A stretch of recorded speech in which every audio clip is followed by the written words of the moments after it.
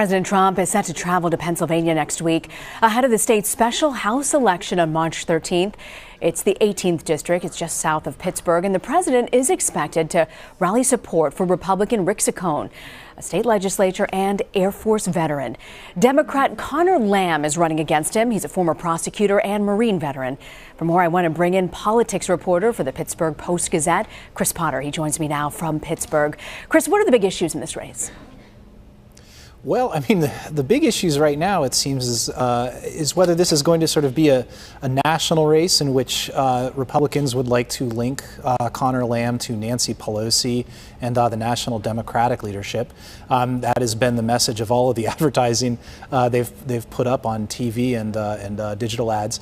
On the one hand, and then on the Democratic side, Connor Lamb would really like to make this a race about people's disgust with congressional leadership in both parties. He's really sort of portraying himself as a pox on both your houses kind of candidate, that he'll go to Washington, D.C. and work with Donald Trump or with Republicans or Democrats or whoever to deliver for the district. And so you've really got two very different kinds of messages happening in parallel and conflicting with each other on the airwaves and in newspaper stories like the ones I write. Yeah, and there's billing on this race as being a referendum on the president.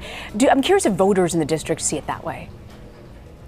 Yeah, I mean, it's hard to say just yet, in part because Mr. Lamb himself is really not going hard at Donald Trump. That's the kind of stuff you and I are interested in as media figures. It's the kind of stuff that national pundits are interested in. But I think the Lamb campaign has made this kind of calculation that Donald Trump, who won the 18th district by about 20 points, is not a guy that you necessarily want to poke and antagonize because a lot of voters still feel very strongly for him. So what the Lamb campaign is really doing is going more at Paul Ryan and the congressional leadership, and when things like that very brief shutdown happened, decrying both parties and saying, we need a different leadership and we need a different mood in Washington. And I, a 33-year-old guy with no history in politics other than what my family name has brought me, I'm the guy to go there and sort of help usher that spirit in. And how effective do you think that messaging is? It's of course hard to say. I've seen or heard tell of some polling that suggests that this is a single-digit race. And I think that in that sense, it's been fairly successful. This is not a race that was expected to be competitive at all a few months ago. And what we've seen is, in fact, they're really making a game of it here on the Democratic side. Yeah, how is that possible? I think that it's worked well enough, at least so far. I was just going to ask you, how is that possible? This hasn't been a competitive district in quite a while. What's the narrative that Democrats feel could potentially work and help them win this? Yeah, I mean, I think part of the issue is early on, Republicans, almost from the outset, Rick Saccone has been a state legislator in the district, and yet there's a sense, among Republicans, and I hear this nationally and I hear it locally as well, that he has had a hard time kind of scaling up his campaign. There's a big difference between running for a state House seat, which is what Mr. Saccone currently holds, and a seat in the House of the U.S. Congress, and there seems to be a bit of a concern there in terms of his own fundraising, that he's just not getting it done. I think for Democrats, the challenge is, again, Connor Lamb is trying very hard to be kind of above the fray. At the same time, he receives support from national Democrats. Joe Biden was just in town a couple days ago, did not speak on Mr. Lamb's behalf, but I am told both by sources close to Mr. Biden and the Lamb campaign that he's going to be back probably in early March. The special election is on March 13th, so a few weeks before that. And I think that really suggests the kind of positioning that the Lamb campaign is trying to do. They certainly don't want Nancy Pelosi. I don't even know that they want Barack Obama per se, who didn't win the district in 2012. But Joe Biden is the kind of guy they want. He is a kind of blue collar guy. He speaks very well to union interests, and the Lamb campaign is really very interested in turning out these union voters. Yeah. This race, that we should remind the audience, is actually to fill a vacated seat by Republican Tim Murphy. He resigned after a report surfaced that he'd asked his mistress to have an abortion. What effect does that scandal have on this race? So far we haven't heard much of Mr. Murphy's name. He has tried to keep a low profile.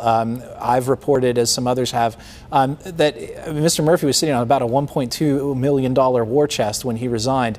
That money has largely stayed on the sidelines. He certainly hasn't contributed to Mr. Saccone, and Mr. Saccone has said publicly that he does not want that money. To the extent that Mr. Murphy has contributed money, it was to a Guy Reschenthaler, who was a candidate who had sought to be the Republican nominee in this seat, but didn't win. And I think part of the concern on the Republican side was there was this perception that Mr. Murphy had gotten behind this other candidate, Guy Reschenthaler, who's a state senator. And that really, that sort of rumor, that perception that there was a close relationship between those two men, I think really did have an effect on the party's decision to support Mr. Saccone back in November. And we know eventually there's likely to be redistricting also in Pennsylvania. How do you think that's going to impact the 18th district? Yeah, well, God only knows. If I knew the answer to that, I'd be making a lot more money than I would be as a staff writer at the Post-Gazette. In terms of the near future, it will have no effect whatsoever on this special election. When the state Supreme Court handed down this ruling insisting that the maps be redrawn, they very specifically said this will not affect the special election, which after all is only to fill the 18th seat through the end of this year. However, those maps will be in effect for the primary election, which will happen just 2 months after this special election we're having. And one of the concerns that Democrats have raised is the Republicans tried to draw a map in answer to the court's requirements, and that map drew Mr. Lamb out of the district. You can run from outside a district, but it also would have drawn Mr. Lamb's supporters, many of whom are from the South Hills suburbs of Pittsburgh. The whole Democratic game plan here is they're going to roll up the vote with college-educated suburban voters in Allegheny County, and that will offset some natural advantages Republicans have in some of the surrounding areas in the district. That map has been turned down. It now appears that the Supreme Court will draw its own map with the help of a special master. And what that map looks like, I don't think anybody can say with any confidence that they're right. Chris Potter, well, all I can say is it's going to be fascinating months ahead for you covering politics in your state, Chris. Thank you so much for joining us. Thanks for your sympathy, yes.